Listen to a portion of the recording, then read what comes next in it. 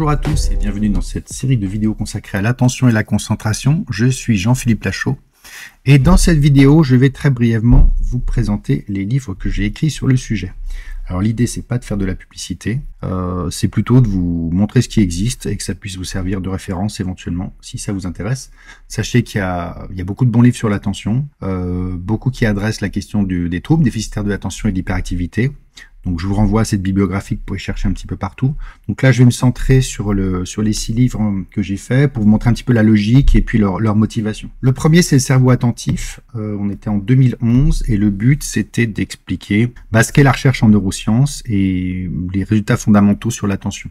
Donc si vous vous intéressez un peu aux neurosciences, vous voulez découvrir ce domaine, voir comment fonctionne une démarche expérimentale, eh bien je dirais que c'est un livre qui peut vous servir d'introduction. Le but que j'avais en l'écrivant, c'était que quelqu'un qui à un niveau de neurosciences totalement nul, partant de zéro, puisse à la fin du livre débarquer dans un labo de neurosciences et puis envisager presque un projet de recherche sur l'attention, ou au moins comprenne de quoi il s'agit, les grandes questions, les méthodes, etc.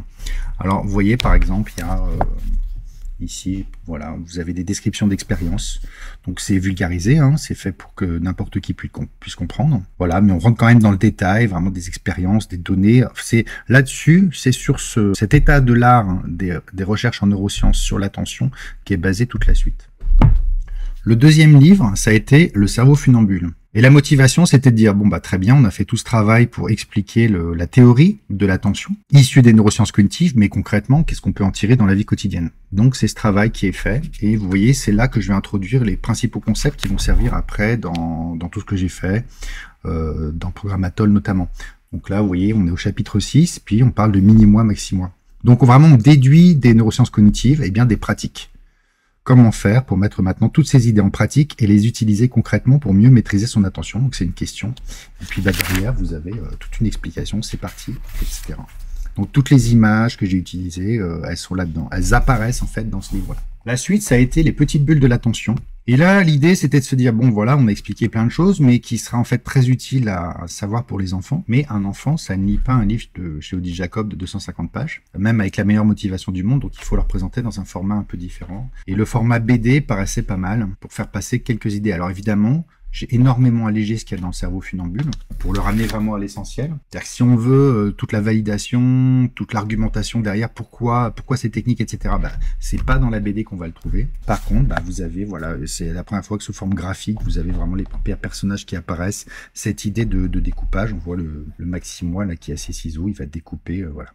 Tu peux alterner le rôle de maxi-moi et mini-moi. Quand tu es maxi-moi, tu découpes ce que tu dois faire en petites missions simples. Donc, toutes les idées d'Atoll, du programme d'éducation de l'attention, vont être dedans, présentées sous une forme graphique.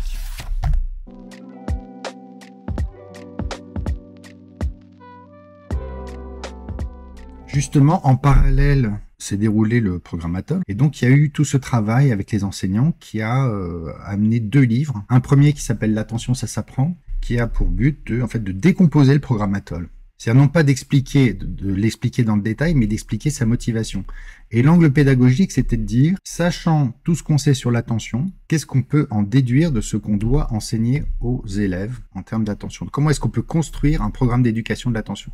Donc c'est vraiment, on part de zéro, puis on va suivre au fil des pages la construction d'un programme en disant, on va essayer de rien oublier. Donc vous voyez, ça fonctionne comme ça.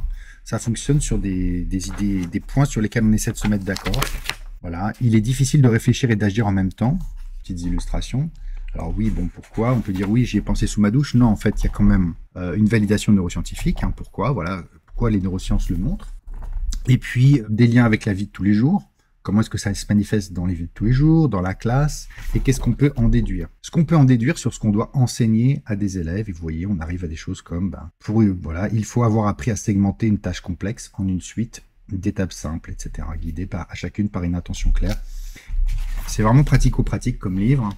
Il y a même des petits sketch notes qui résument, partie par partie, toutes les idées. Cette idée de décomposition, on peut faire plusieurs tâches en même temps que si elles ont été automatisées, etc., etc. Donc c'est vraiment la préparation pour Atoll. Après, vous avez Atoll proprement dit, donc le guide, tout est là. Alors cette fois, il ne s'agit pas de préparer Atoll, il s'agit de faire Atoll. Et là, vous avez toutes les séquences, les unes après les autres, avec des très jolies illustrations.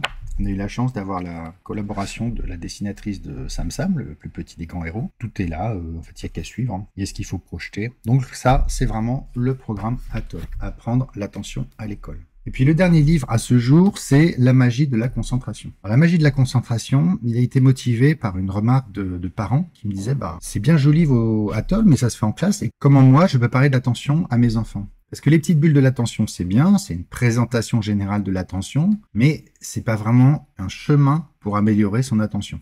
Le chemin, ça va être Atoll. Sauf que Atoll, on fait pas Atoll à la maison, on fait pas des cours d'attention à la maison. J'y avais pensé, et puis rapidement, j'ai réalisé que c'était une très mauvaise idée, et qu'à aucun moment, aucun parent ne se poserait pendant 1 heure en disant, bon, maintenant, on va faire la séquence 1, etc. C'était pas possible.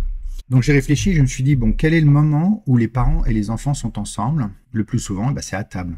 Donc finalement, si on veut construire une éducation de l'attention à la maison, va falloir le faire autour de la table du salon, la table à manger, au repas, pas sous la forme de cours d'attention, mais sous la forme de jeux qu'on peut faire juste pour apprendre un truc à la fois.